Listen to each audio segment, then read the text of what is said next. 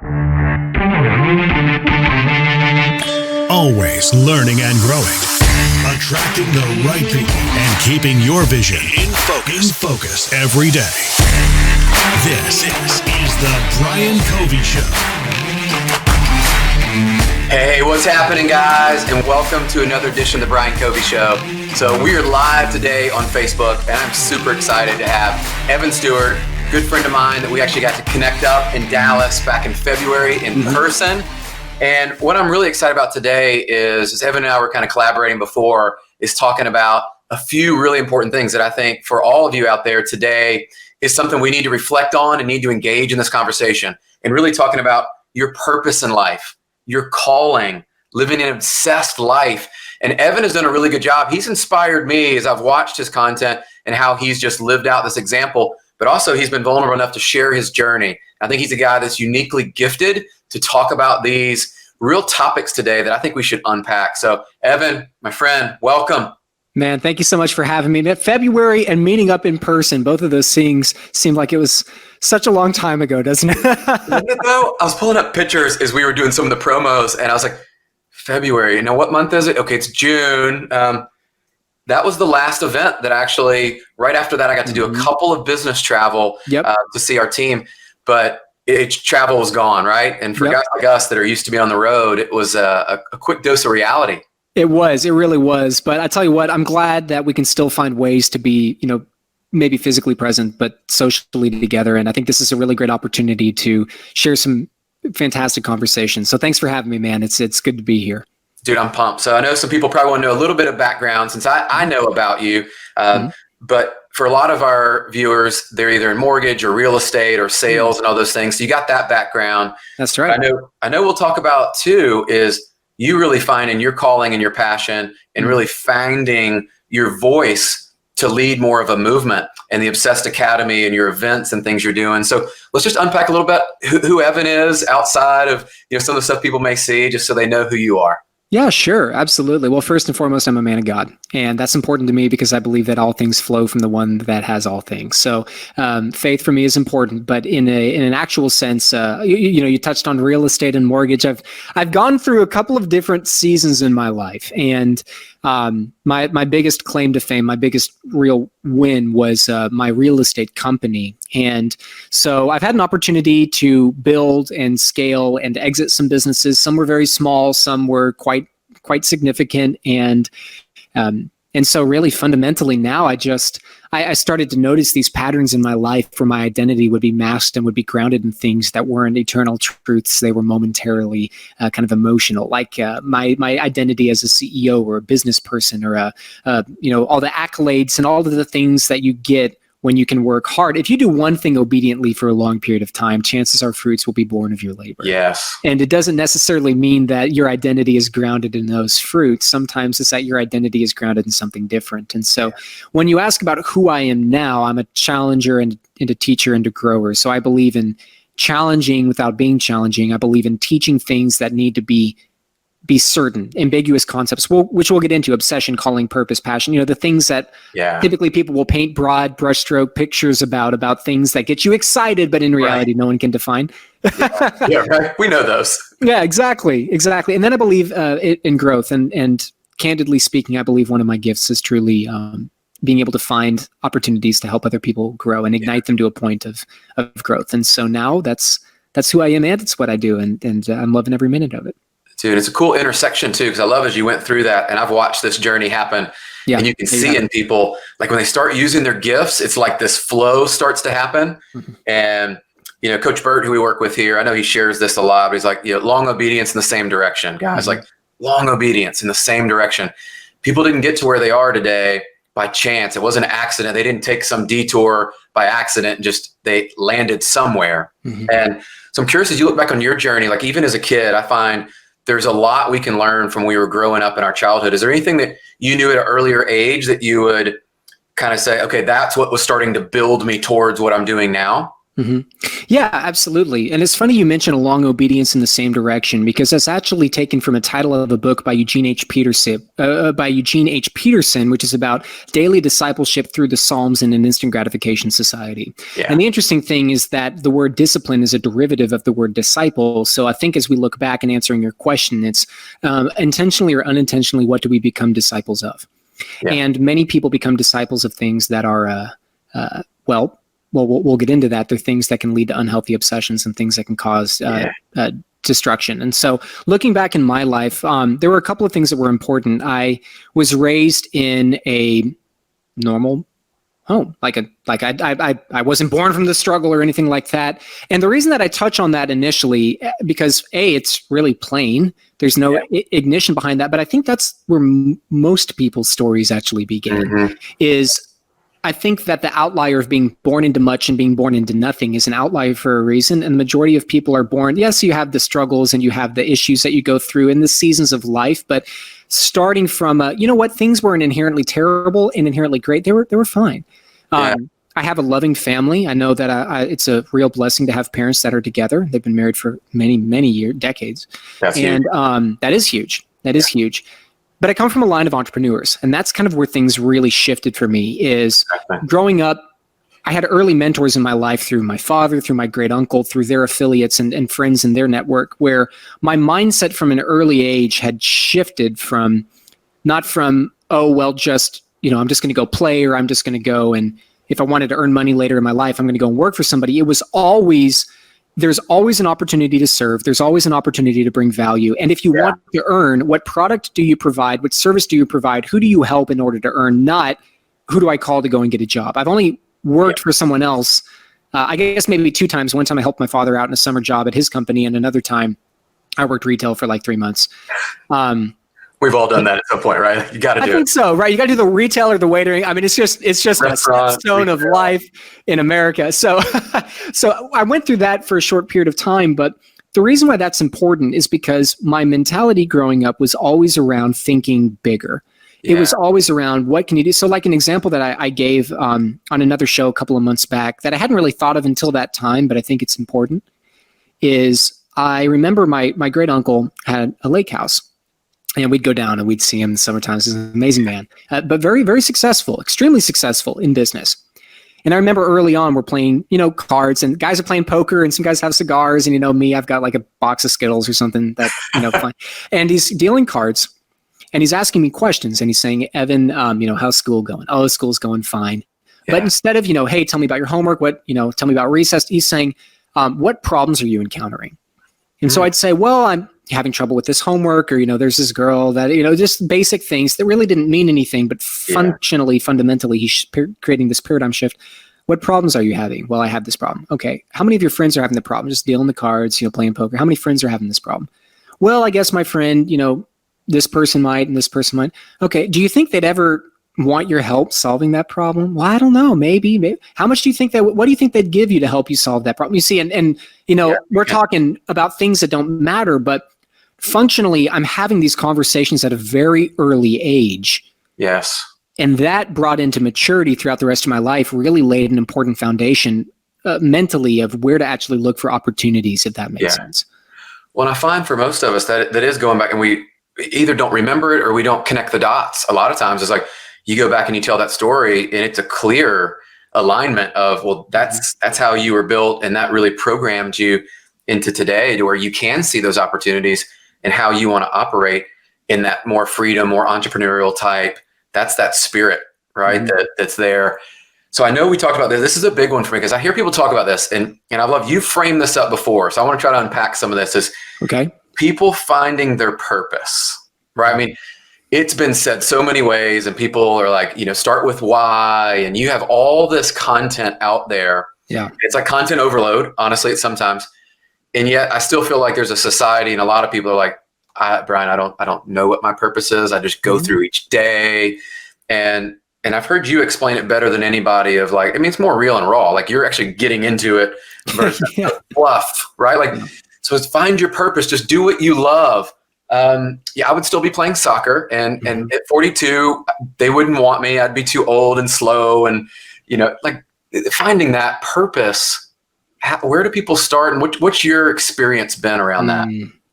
I love that you touch on the thing that is do what you love, because I don't believe that you do what you love. I believe that you love aspects of what you do, because if our life was built or our business was built to serve our life, not our life for our business. And what we do is we recognize that there are aspects in our daily work that can pull out the gifts that are inside of us. And I think there's two different components of that. And I'm going to be very frank and very forward on this, because I don't believe in sacrificing who I am for people. Yeah. Everybody wants a union with their better self in their future. But before you can have a union with someone or something, you need to have a relationship. And before you can have a relationship, you need to have a conversation. And before you can have a conversation, you need to be called. But how often do people know that they're being called, but they refuse to recognize the caller? And so I think the beginning point is really understanding, where things actually stem from. I'm not going to go down that rabbit hole, but if you're listening to that, just think.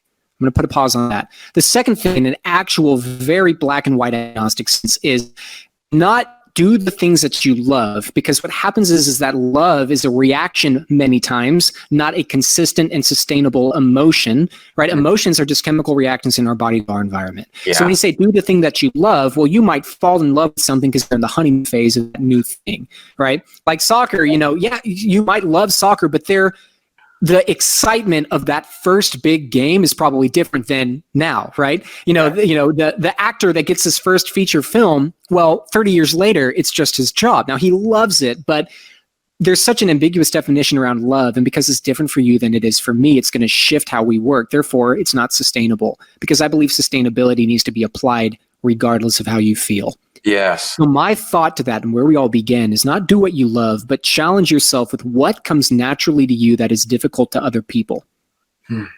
Okay? What comes naturally to you that typically is a difficult thing for other people to grasp?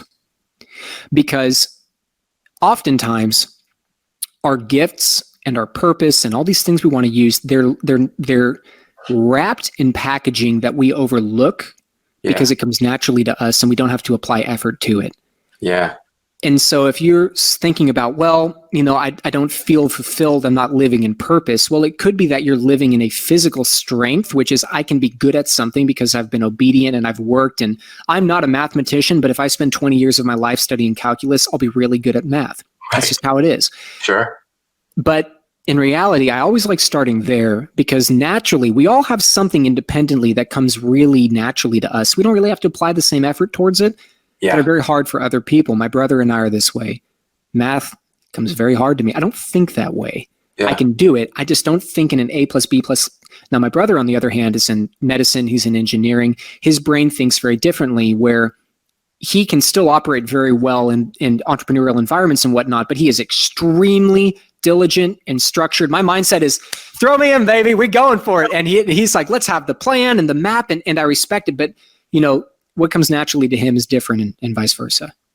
Well, that's a good observation there, because I think that's where people do fall in the trap of, it's almost following down this rabbit hole of, well, I love doing this. And I love what you said is, yes, in the beginning, it may be exciting. And maybe that's the excitement of the newness and the new toy or opportunity that you're, using. But like you said, it's often overlooked. Mm-hmm. And I don't know what your experience has been, but I know asking friends, or where do people validate that you've provided a service? What problems have you solved that one you were really good at, but you enjoyed solving them, and people come back and ask you for that advice and that input, and the cards start to line up, and you're like, that could be it. So for someone out there, and let's just take the group let's just assume that they've already started to see some of that, right? So they have a little bit of an awareness, right? Their EQ is enough to where they go, I have an idea of what I'm good at. I have an idea of where I can add value. Mm-hmm. How can they start to amplify that and to do more in that? Because I think that's where the magic starts, is you start figuring it out, and then you go, wow, if I continue to do more, if I get better at it, I serve more people, right? And the impact grows. So where do they start to lean in more once they've identified some of this? I think that it's a 3-step process. It's awareness, and then it's intention, and then it's engagement. And the first thing that we touched on is an awareness. So what can I do that comes naturally to me that doesn't come nearly as freely to other people? That's an awareness. And an awareness is very simple. I know that, and if even you have trouble with that, the other question can be, what do people come to you for that has nothing to do with your job profession? Yeah. Right. So that's another great qualifier. If you're having trouble with the first one, I don't really know. Okay. If I'm going to call you and it's not about your job and it's not about grabbing a drink, what's the conversation and points of consistency. So like maybe you're super gifted at accounting. We'll go down that math example, but you're also an individual who people can call you in your life, and you have a great gift about calming their storms and speaking truth in life and into them and defining their ambiguity, helping them through and it's just something that you can just pinpoint. I know exactly what this is. Yeah. Les Brown has that gift, which is why he elevated not from a job profession, but he went into speaking, not because he knew that he could be an amazing speaker, but because he knew how the mind worked and how people worked, and he put that together in his speaking. Yeah. So maybe your gift in that standpoint is you start to recognize, answering the first question, I know that my friends call me, that people call me, and I just seem to be, it can be very broad brushstrokes. I think I'm kind of the person that people call when they have crap going on in their life and they need someone to talk to. That's all we need. So we have an awareness, and then we have an intention, which is now moving with intention, which is going back to the words that we started with, discipline, discipleship, obedience. I'm going to start to develop an obedience in my life to work the muscle. Yeah. Intention. So now the next time that Jane Doe calls me and says that she's really struggling with this individual and this person, I'm going to intentionally build the conversation in a way that I can reflect on it and pull value from it and do that consistently. Just like in your job. Yeah. Day one, you don't know what you're doing. So you're going to intentionally work and pull away value. Yes. Intentionally work and pull away value. Intentionally work and pull away value. By day 900, hopefully, if you've done that right, you got a pretty decent book of business and you're kind of rolling in the flow of things. But it's the same level of intentionality and extraction when we're in those conversations as it relates to things that we do naturally that typically doesn't come as freely to other people. Yeah. So we have an awareness, I know this exists. Then we have an intention, I'm going to move with direction and purpose. And then from there we have engagement. And the engagement piece is key because I'm going to diligently and with purpose dive deep, intentionally engage with this gift. So now maybe an engagement in this example could be instead of, hey, Brian's going to call me because there's something he really needs to get off his chest. Maybe I'm going to call Brian and say, hey, you were on my heart. How are you doing today? Yeah. And I'm going to purposefully go out of my way to start working that muscle now that I know that it's there enough to where it won't snap with a little bit of tension. Right. If that makes sense. Yeah. I love that because I think it then kind of overlaps when we were talking about a little bit about people's calling and finding how those go together. And what would you say is, and this is always an interesting question, like the difference between kind of purpose and calling. And we kind of touched on a little bit of calling, but yet some people may not even know what that is. They're like, calling what? Like, who am I calling? And, who am I calling for this calling? But you've talked about that, and that's challenged me along in my journey is like, what is my calling outside of loving to be a coach and a leader in our team here, at LD, and then my family and all these things we get to do. But like, what does that calling look like? What does it, what does it even mean? Because I think for a lot of us, it's out there. We've heard about it. Yeah. Nobody unpacks it. It's the lasting significance of your work.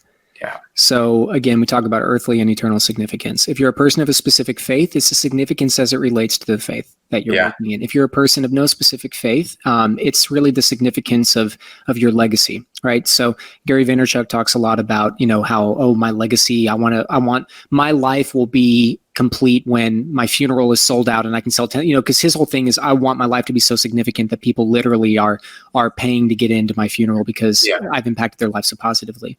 And be that as it may, while it's kind of an interesting example, I think that in a black and white sense of just what is it as it relates to our lives here on earth, I think it's the significance intergenerationally, eternally of your work now.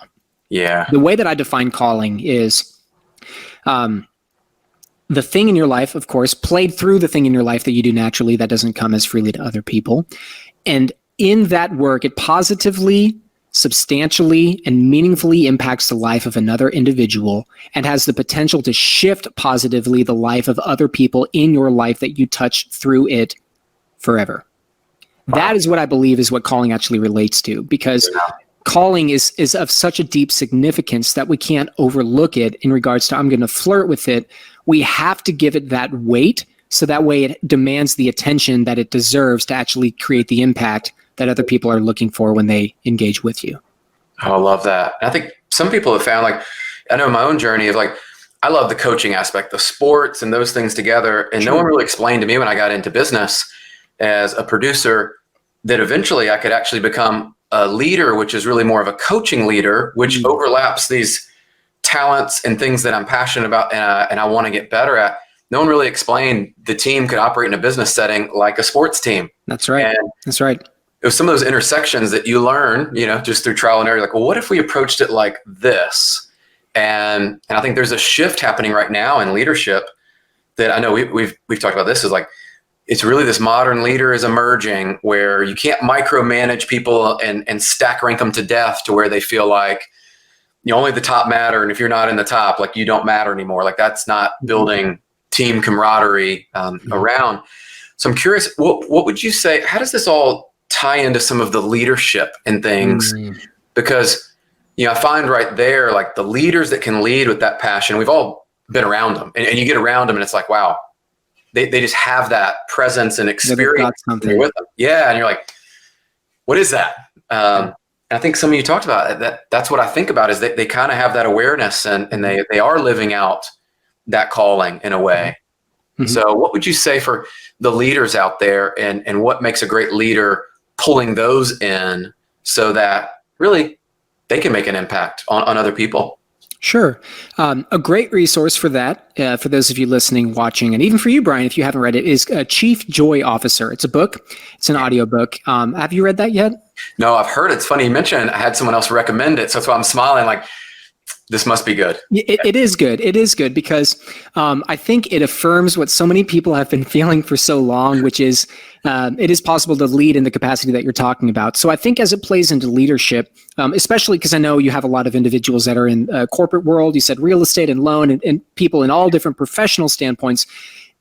If you are in a professional environment, my job as a leader in that environment is so let's say, Brian, maybe you work for me. My job is to ensure that the vision that you have for your life can be encompassed by the mission we have as an organization.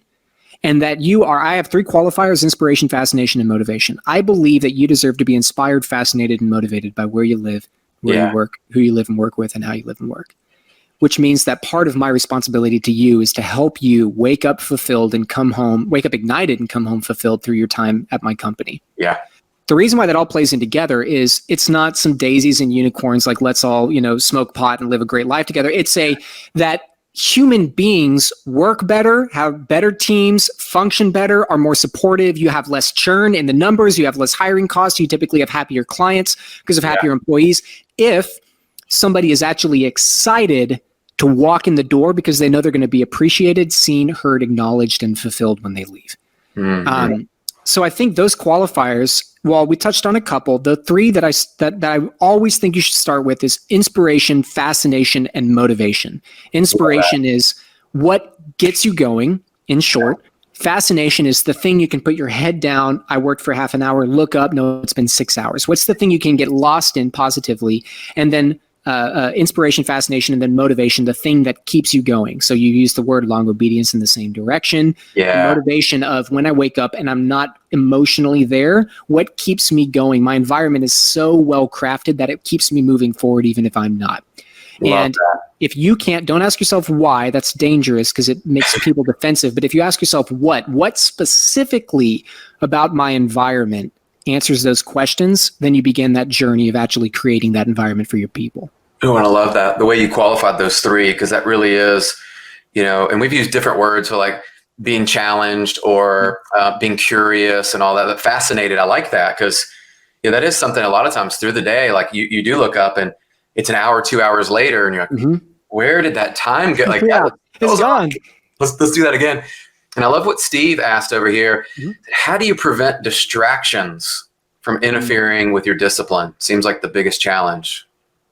Oh, yeah. It is a huge challenge. We all have distractions. I'd love your take on it. And then I'd love to see where that goes because distractions, especially during quarantine, are new. There's some different distractions. Yeah. Working from home and not in an office and the distractions are many. Yeah. I mean, how do you prevent distractions from interfering with your discipline? First of all, Steve, thank you for being vulnerable in that state because that's not only the challenge maybe for you, but for I think everybody at some point. Yeah. The way that my answer to distractions as a whole is I need to craft an airtight environment. And when I say that, I know that's crazy ambiguous. When I say that, what I'm talking about is the first thing I need to do is not have to justify or apologize how I work. This is important because oftentimes in a professional sense, we get distracted, not because our attention needs to be demanded elsewhere, but because we haven't created an environment where I can say, you know what, Brian, this is not the time for us to speak. I'm sorry, we're going to have to talk later, and you don't feel offended. Right. That's the first thing. I don't need to justify how I work or how I move. That's the important thing. So in order to combat distractions, really the distraction exists because the environment has allowed it to. Mm-hmm. The second thing is, if a distraction comes up, there's another rule that can kind of check and balance this issue. I have, and you've probably heard about it. I didn't invent it. It's the one touch rule. If I'm on it unless it is an act of God or an emergency, if my hand gets off it, it's done.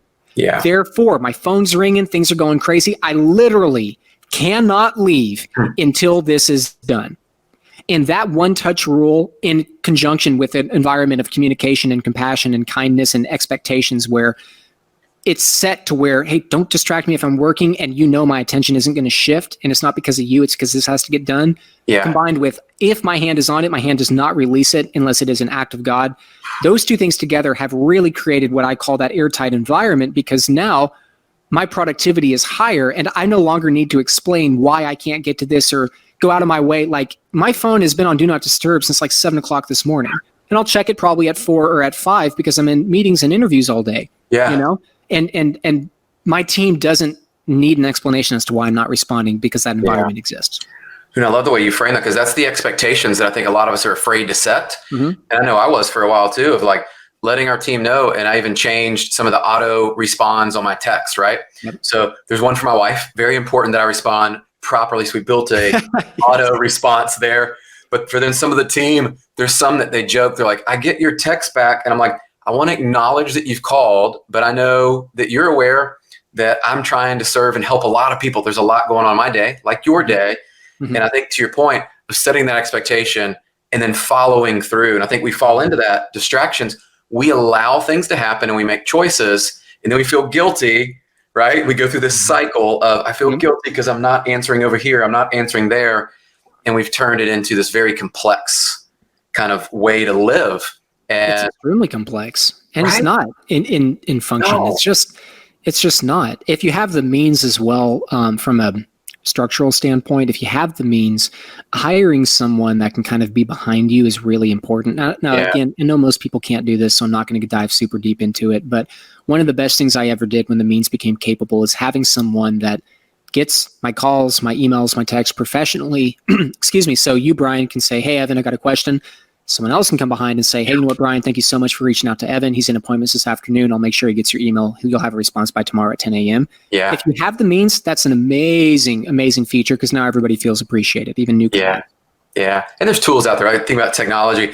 Had something the other day, and we were having this conversation about Calendly, right? And they were like, hey, just book through Calendly. That's how I booked it. And they said, in the beginning, I felt really disconnected from the experience. And they said, but what I found is my people I was connecting with and wanted to book my time, they actually appreciated the fact they could just go online, didn't have to wait for responses. So things have started to change there.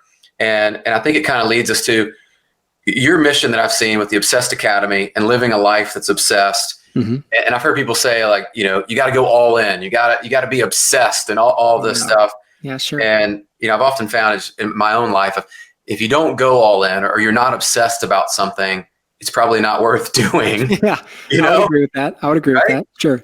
And too many times we're like, well, I'm going to do that a little bit. I'm going to go try that. And I'm going to go try that. And it's like, man, imagine if you were to actually find, like we talked about earlier, find some of that calling and purpose and interweave in what you could actually include in your day, and then go.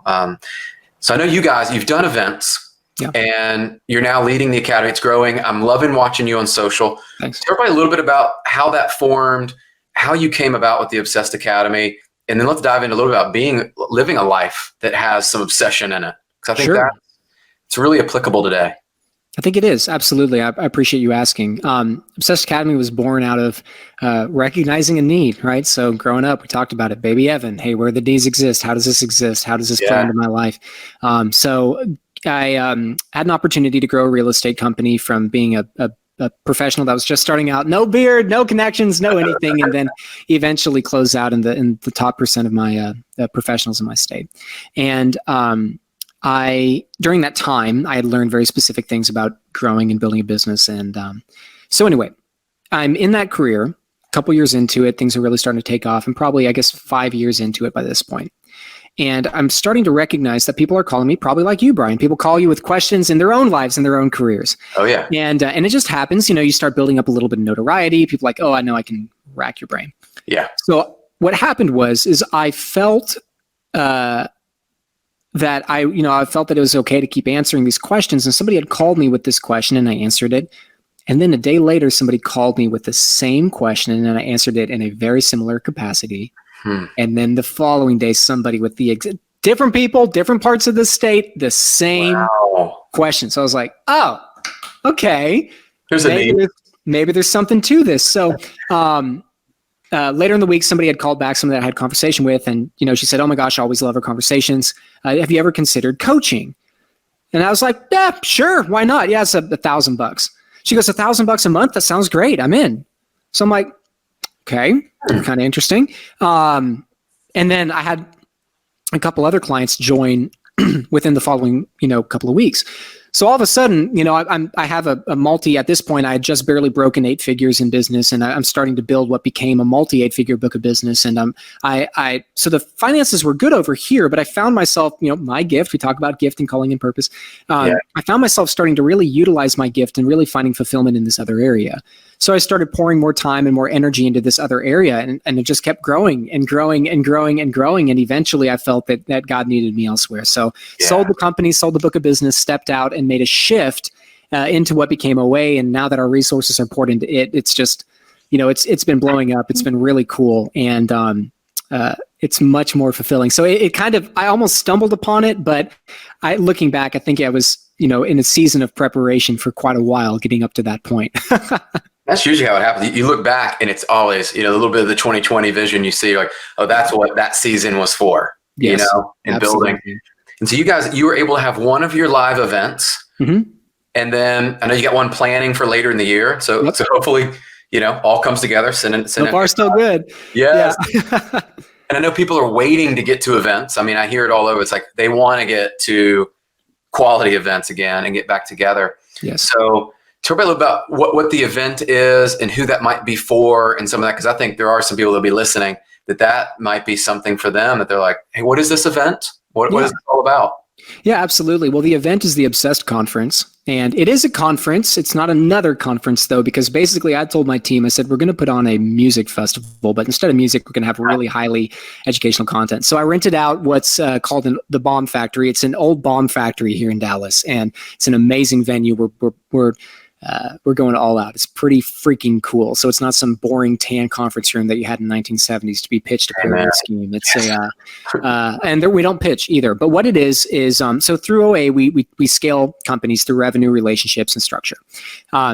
With the Obsessed Conference, this year, the topic is the source. So really going back to the source of building that life you can be obsessed about, who you are, what that means, why it matters, and how it's applicable back to your life and to your work. Yeah. And then once we have that answered, building a profitable model around that. Again, I believe you need to be inspired, fascinated, and motivated by your work. And I believe I'm here to shift how people live and work. And so it's our answer to that. It's an amazing opportunity, an amazing experience. It's for anybody who is professional and knows that there's a part of them that they haven't played into yet because they haven't defined their calling or their purpose or their gift. And so that's really what this year's about. So the years build on each other. We've got 2020 is the source, 2021 is the journey, and 2022 is the destination where we're going to bring it all back. So we kind of follow the beginning steps, what happens when you're in that long obedience. And then once you wake up one day, you're going to realize you got a little bit of bread in the bank. How do you continue to live in a cycle of healthy obsession, even when you don't really have to work in the same capacity, and bring that together to that point of significance? Dude, I love it. And you're obviously living this out and living proof of it. So what would be Evan's tips of like people that have listened to this and they're like, man, you're kind of speaking my language. I'm not sure where I am in this. How do you stay consistent living in that obsessed circle, kind of in that that zone that, many will call it kind of, you're in a rhythm, or you're in, I think the flow state has been used. All this. Sure. How do you stay in there? What are the tips? 'Cause I've seen you, I'm gonna put it out there. I've seen you do 75 hard. I've seen you, like, you're consistent in a lot of areas, I think, correlate to each other. And so I would love your insights on how you stay consistent personally. I think people can learn from that journey. Sure. Well, first of all, just always touching discomfort, I think, is huge, right? If you're not touching discomfort at least once a day, even if it's things like working out, getting up early, even if it's just forcing yourself to get up and then you're lazy and Tiger King all day, just touching discomfort already starts to build that muscle. Yeah. So, but in reality, for me, it's I touched on it. It's the cycle of healthy obsession, which is a very deep concept. I mean, I'll go for weeks teaching this to individuals, but in a nutshell, I don't believe obsession is just, all in mentality and all of that. That's a little bit of hype. I believe obsession is a 3-part cycle. It's an emotion, which is a moment of revelation, and revelation is a derivative of divine truth. It's a gnawing at your being, kind of pulling you away. Right. So I have a multi-8-figure company in real estate, a book of business in real estate, and it's a pull. But I still think I need to go over here. This thing that isn't, I feel going home to your wife, going home to your spouse, talking to somebody important in your life. Like, I just feel I need to move. That's revelation. Yeah. Obsession is first an emotion, which is a moment of revelation. Obsession second is a mindset, which is a season of preparation. See, I believe that you can't prosper where you're planted unless you first take root where you're placed. And the problem is that if we're called before we're competent, oftentimes we think that we're supposed to be reaping when in reality we're supposed to be harvesting. We're not supposed to be harvesting. We're supposed to be planting because we are called before we're competent. Preparation, the season of building competency and working that muscle. And so knowing that is first an emotion, which is a series of revelations, is second a mindset, which is a stage of preparation, a season, and then third, it's a discipline, which is a moment of cultivation. Yeah. Right. So you plant, and one day you're going to harvest. But see, the interesting thing about a fruit tree is the first harvest is weak. It's a pluck, and then you're done. And then the next year, see, my father had fruit trees in his backyard. The next year, it's a pluck, and the next year, it's a pluck. And the problem is that it doesn't actually bloom into a full-blown fruit-bearing tree until years of going through different seasons. And the interesting thing about it being a cycle, an emotion, a mindset, a discipline, revelation, preparation, cultivation is a moment. And typically what happens after we do more is what do we think? I bet I can do that again. Yeah. I bet I can go bigger. I bet last year we have the first Obsessed conference. I sit down immediately after I speak. Halfway through the day, I'm already done with that day. I'm looking at the Dallas Cowboy practice stadium. In 5 years, we're going to sell that. I know I can go bigger. I know we can do this. Revelation. So it's working that cycle of an emotion, a mindset, a discipline, revelation, preparation, cultivation, working those seasons of my life eventually produces what I call saturation, obsession, overflow. And the reason why I get into that and why that's important is because saturation is what we're all chasing. Legacy changing, chain breaking, intergenerationally shifting, paradigm movement, world changing shifts in our life. Yeah. And what keeps me connected is having grace and space and patience in regards to where I'm at. Yes. So I no longer have anxiety that my life isn't getting better because I know I'm not reaping yet. I'm just planting seeds. Yeah. And oftentimes I think the issue is individuals don't recognize that they're in this cycle of healthy obsession and all-consuming passion. They're in a cycle and they think they're supposed to be 5 steps ahead because they had a vision that they were supposed to be there, but they haven't yet walked. And for me, what really keeps me grounded is when I start to feel that anxiety and that stress of, we should be further along. Well, should we though? Because in reality, I know that we're still in a season of preparation. Maybe I should look at where my roots are actually growing before I complain that I'm not harvesting or reaping yet. And that's almost the society of building of, we want this instant gratification on things. And it's like, well, we just started. I've been doing this 3 months. I should be there. I should be successful. And I love how you frame that up, because I do believe that long obedience in the same direction and the hard work and aligning this up. So it's been a phenomenal conversation. We could go on for a long time. I'm fascinated. I love learning from you. I think you clearly have been given some gifts that it's cool to see you expressing those and sharing them. So I would love, tell everybody where they can find you, because I'm sure afterwards, as they're watching this, they're like, okay, where do I go find Evan to hear more of this type of message and to learn more? Sure, absolutely. I appreciate you asking. There's 3 great areas that we can get connected. If you're a professional and you believe your business can grow through increases in revenue, building vested relationships, or structures that don't break at scale, that's what we do at OA. So you can go to obsessedacademy.com and check out our stuff. We just dropped a really really awesome course in our online university earlier in the week. If you, and we are taking all precautions, end of October, but right now, if you believe that, you do believe that there's a part of you that needs to be found before you can build a life around your gift and your calling, then let's find that. And we can do that at the Obsess Conference. It's an amazing opportunity, 50,000 square feet, which means that we can social distance all day long and still be positively impacted. Or you know what, if a lack of commitment is your thing, I respect that. You can always hook up on Instagram at Real11Stewart. I produce content there, and we've got podcasts and YouTube channels and everything, but at least all the little bite-sized pieces can be found there on Instagram. I love it. Yeah, definitely a guy to follow along. And this has been incredible.